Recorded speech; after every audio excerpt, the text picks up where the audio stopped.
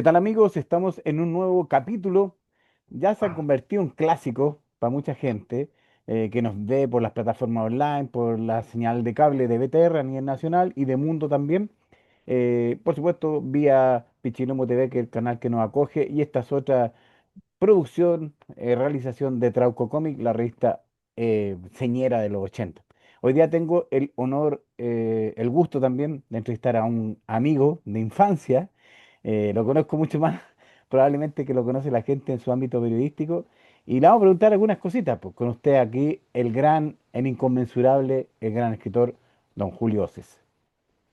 Oye, no, querido Gorlak, maestro, mira, para mí la verdad, siempre yo nunca, difícilmente digo que no a una invitación a conversar y más si es con los amigos que uno conoce hace tantos años, porque se le puede dar una vuelta a algunas cosas, ¿no? Fíjate, mira, te voy a contar algo. Hace poco salió, bueno, el año pasado, si no me equivoco, el libro de Nelson González sobre Cerati en Chile, ¿no? Y bueno, Nelson nos entrevistó a varios de los que estábamos en la época y la verdad cuando salió el libro yo quedé un poco como en estado de shock porque es curioso ver cómo cuando los momentos que uno ha protagonizado, en nuestro caso, ¿no? Reciben una mirada externa, ¿no? Porque uno entiende muchas cosas. O sea, no basta con haber estado ahí, sino que hay que pensar sobre las cosas. Entonces yo creo que conversar es súper parte de la memoria. Yo últimamente, la verdad, la actividad oral de conversar, así con los amigos, o en conversatorio en vivo, aunque sean 10 personas o 40 o 50, la idea de conversar se ha convertido en gran parte de mi actividad últimamente, en realidad, querido. Así que muchas gracias. No, gracias a ti. Mira, yo soy súper así puntilloso. Y mi pregunta es la siguiente, la primera al tiro. ¿Músico o periodista? Ambos. Claro, es que lo que pasa es que a mí los formatos abstractos se me dan bastante bien porque yo tengo formación audiovisual.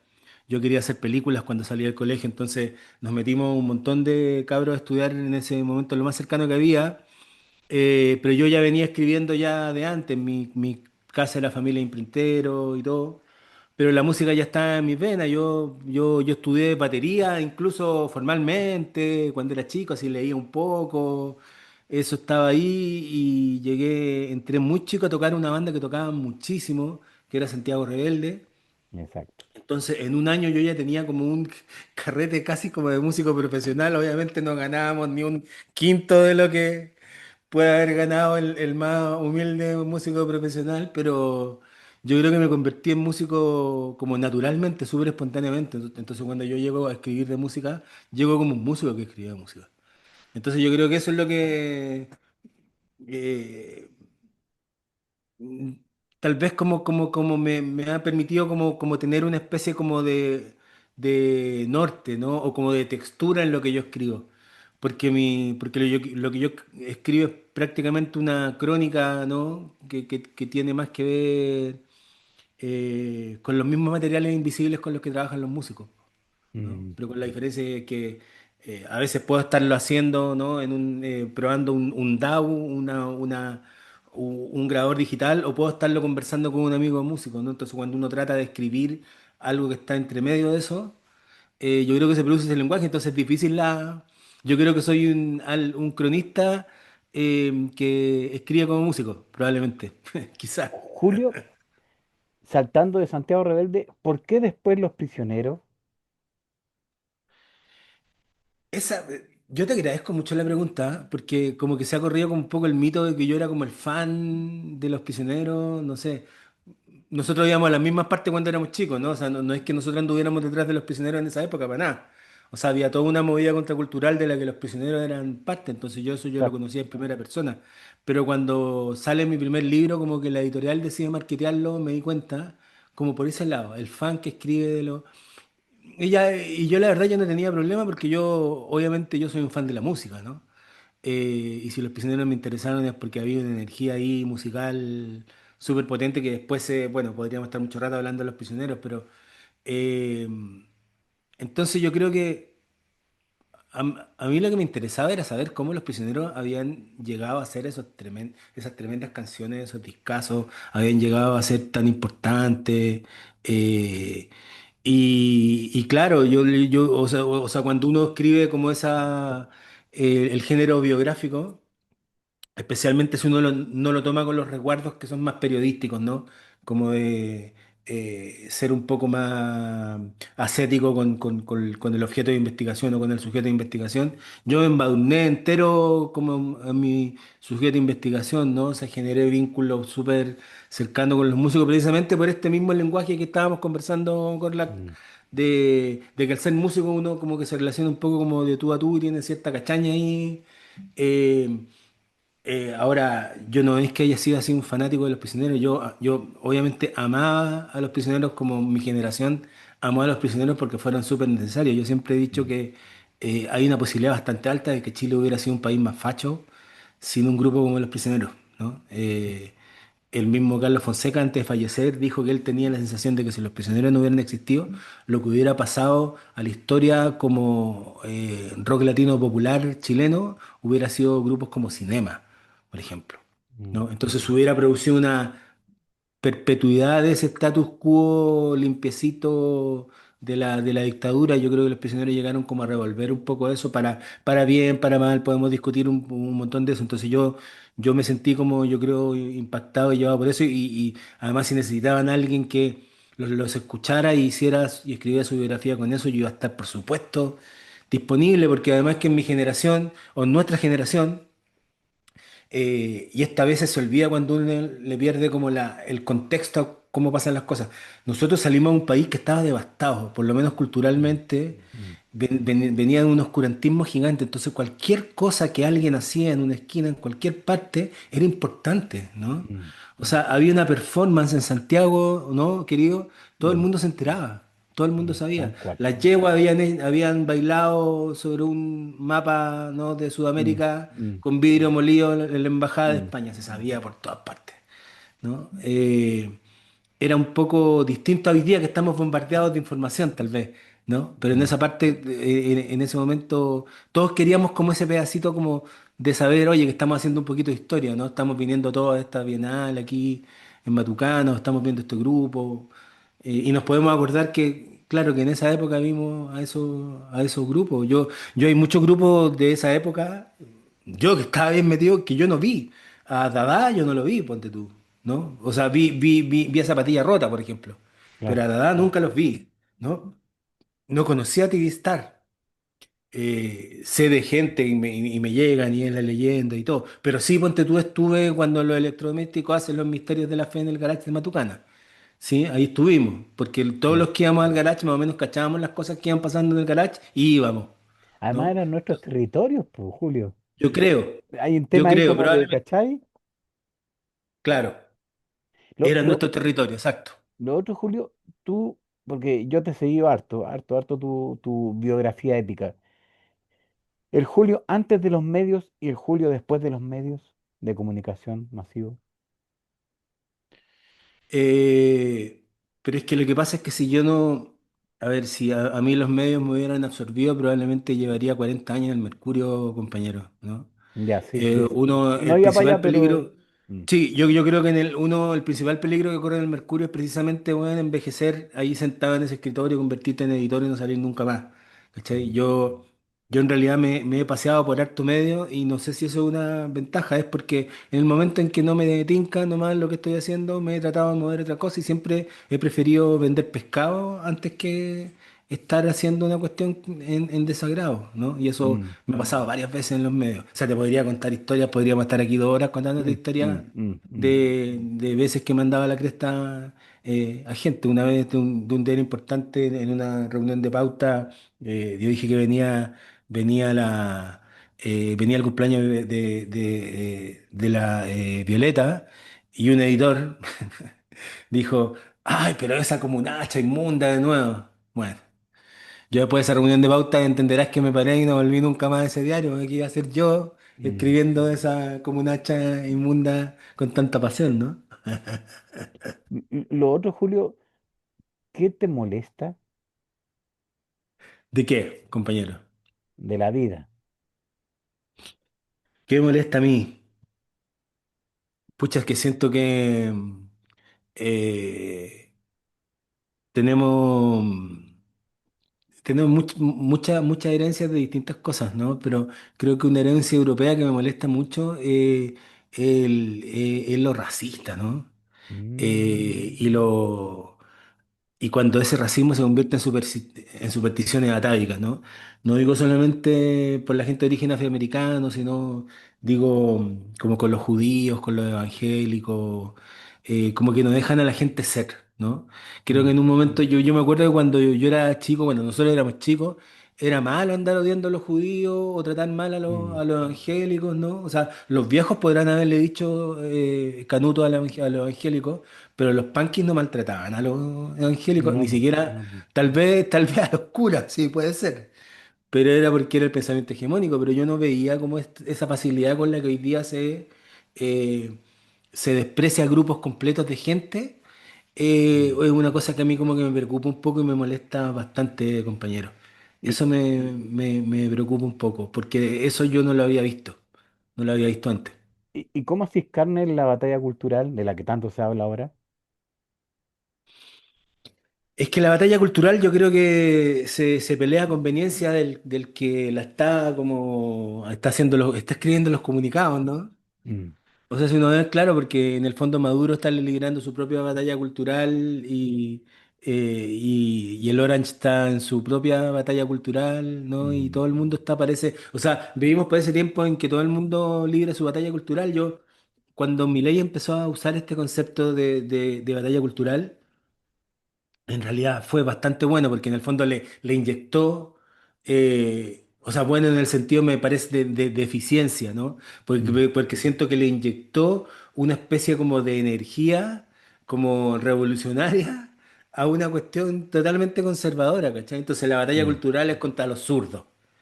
¿Cachai? claro. Entonces esa cosa, esa movilización que eh, eh, habitualmente era un impulso de la izquierda, como que la derecha un día como que se la apropió, ¿no? Mm. Entonces, alguien escribía, no sé si leíste eso, pero alguien escribía el otro día, eh, claro, que si ustedes estaban chatos de los woke de izquierda, espérense a los woke de derecha, ¿cachai? Bien, fuerte. Fuerte, fuerte. Sí. Y mira, tomándote de ahí también, Julio, ¿qué es lo que más así, más potente te ha tocado hacer en el periodismo? Que tú digas, no, esto. Uy. Bueno, yo creo que tener la posibilidad, yo creo que la verdad, el que me hayan dado la oportunidad de trabajar en esos medios, que es algo que yo agradezco totalmente. O sea, desde el Mercurio a la voz de los que sobran, digamos, ¿no? O sea, Mm, en todos los medios, pasando por TVN, pasando por todas partes donde he trabajado, yo he agradecido la oportunidad que me dan de representar a un medio y conversar con alguien que probablemente si yo no tuviera la oportunidad, o sea, si yo no hubiera estado en ese medio, no hubiera tenido oportunidad de conversar. Yo, por ejemplo, conocí a Lucho Gatica, ponte tú, ¿no? mm, O sea, tuve oportunidad y por ahí tengo esa entrevista guardada que creo que publicamos una caluga chiquitita. Ahora hace poco rescaté mi primera entrevista profesional que fue a Gustavo Cerati, ¿no? Con esas fotos de Javier Godoy que son tan bonitas. La rescaté completa y tengo el audio y por primera vez esa entrevista se va a leer completa, que tiene un montón de cosas entretenidas. Si no hubiera sido porque escribía en los medios, la verdad, Carlos Fonseca no, no me hubiera puesto el dedo, digamos, me hubiera dicho, oye, tú quieres escribir la historia de los prisioneros, o sea, quieres escucharlo y escribir la historia de los prisioneros. Tampoco, entonces yo creo que me ha dado un momento súper lindo. Yo creo que yo igual hubiera sido fan y hubiera ido a todos los conciertos igual y hubiera quedado en la ruina, no sé. Eh, pero eh, mm, yo creo que fundamentalmente eso. Yo creo que al final si uno no tiene amor por la música no hace esto porque esto más que nada es una inversión, ¿no? No es una... Siempre es una inversión, pero es la inversión más linda, pero siempre es una inversión. Esa weá. lo otro que te iba a consultar de la época que te conozco, sí, em, que también es un tema. ¿Qué te pasa con la censura? Em, Yo nunca la he vivido, fíjate. O por lo Qué menos bueno, nunca he permitido que se me censure. que está en tu relato. No está en no está en mi relato.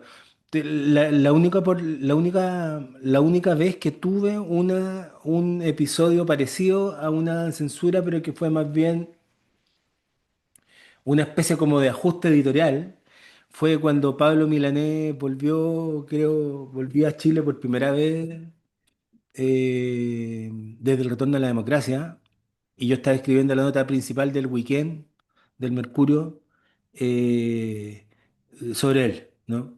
Y el gran tema es que con artistas súper comprometidos como Silvio Rodrigo, como toda la nueva trova, no sé, y especialmente Pablo Milanés, tú no puedes hablar de estos artistas sin hablar también de su vida comprometida. Entonces, yo Claro, en mi perfil de él, yo incluía muchos de esos hitos, ¿no? Y eso pasaba por mi editor y se le bajaba la intensidad, se le bajaba la intensidad y yo trataba de rehacerlo y no podía hacerlo, no podía hacerlo y no podía hacerlo.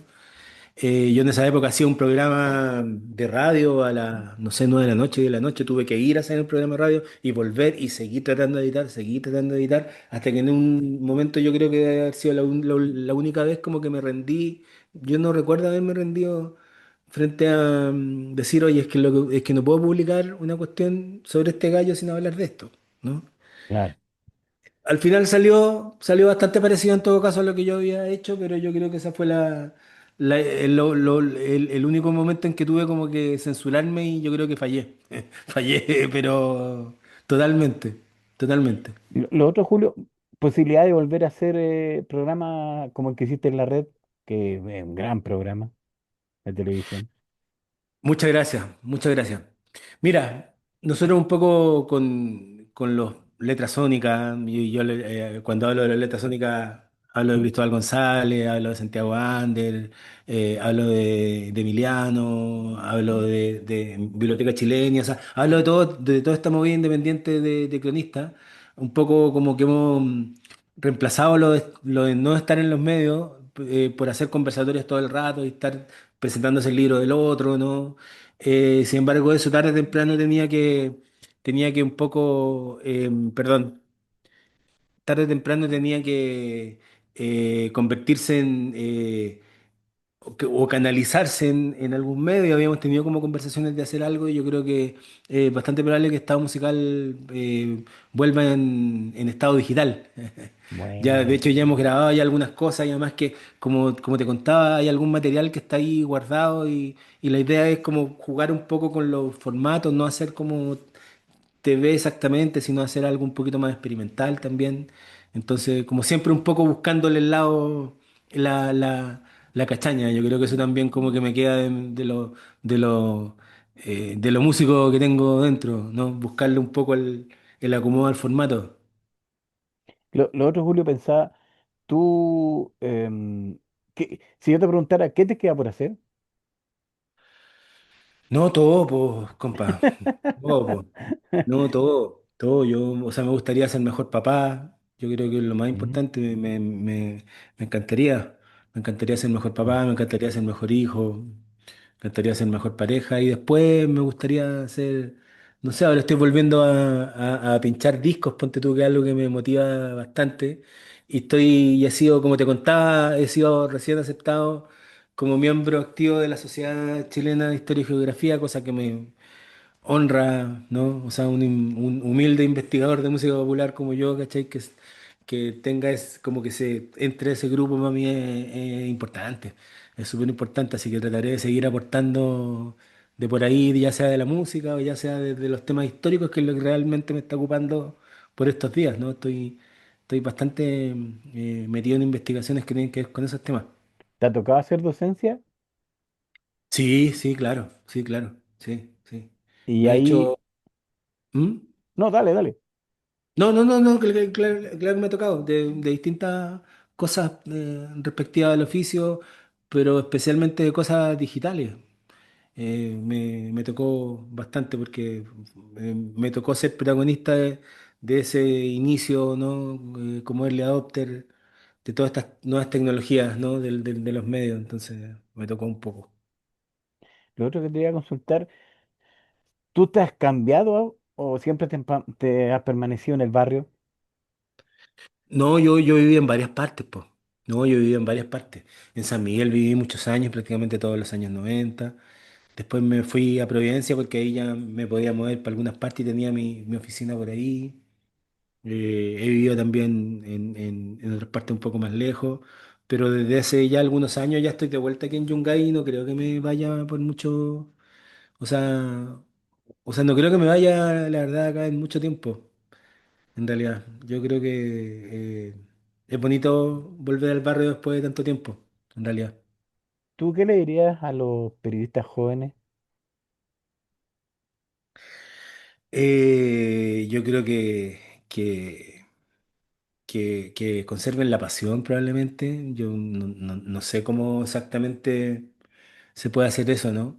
Pero si algo no te está calentando, yo creo que la peor decisión es como seguir mecánicamente metido en algo, ¿no?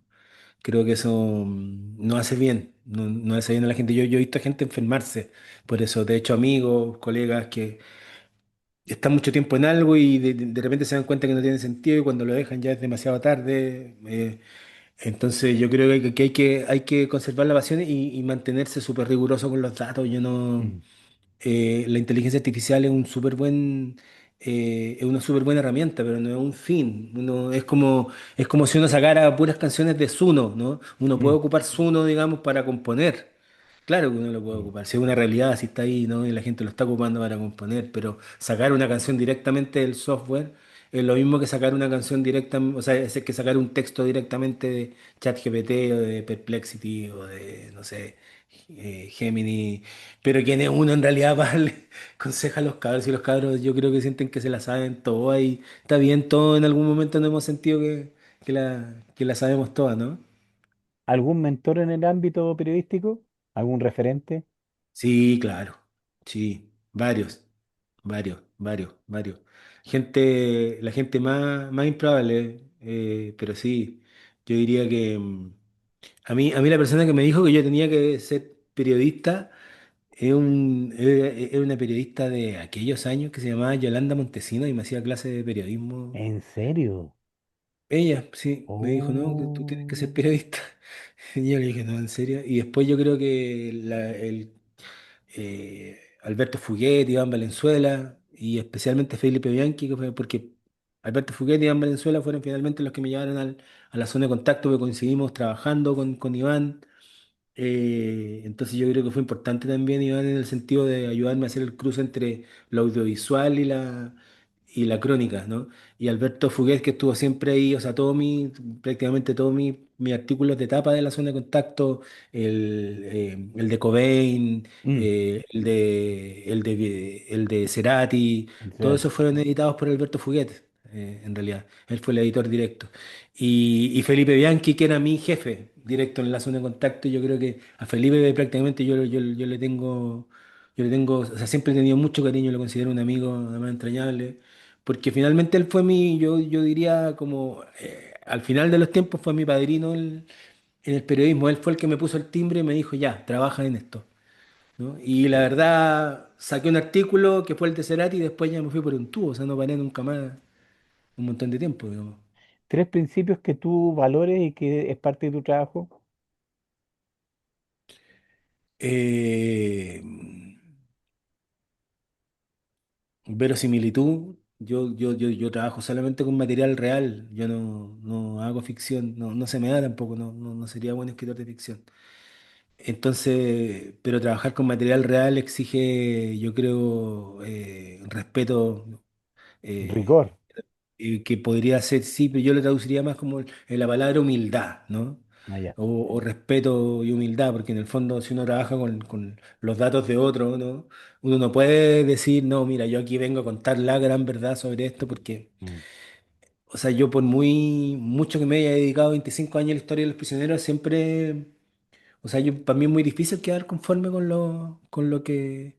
O sea, yo sí siento que hay una semilla que se sembró y que se trató como de componer un poco los vacíos que habían en cuanto a la historia de los prisioneros cuando hicimos ese primer trabajo, eh, pero de todas maneras es muy difícil pretender tener la verdad. Y yo creo que el último valor y que yo creo que el que a mí más me cuesta es la templanza. Yo creo que mirar las cosas, o sea, como la canción, ¿no?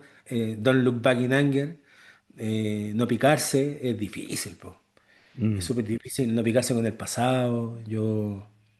Pues te digo, bueno, o sea, en general yo te agradezco que esta conversación además no haya girado todo el rato en torno a los prisioneros porque a mí me encanta, yo en mi oficio ya es lo que yo hice, pero la verdad en un momento hablar de los prisioneros se pone difícil porque muchas veces me preguntan por mi opinión personal sobre los prisioneros y esa es totalmente distinta a mi opinión. A ti también te debe pasar lo mismo, ¿no?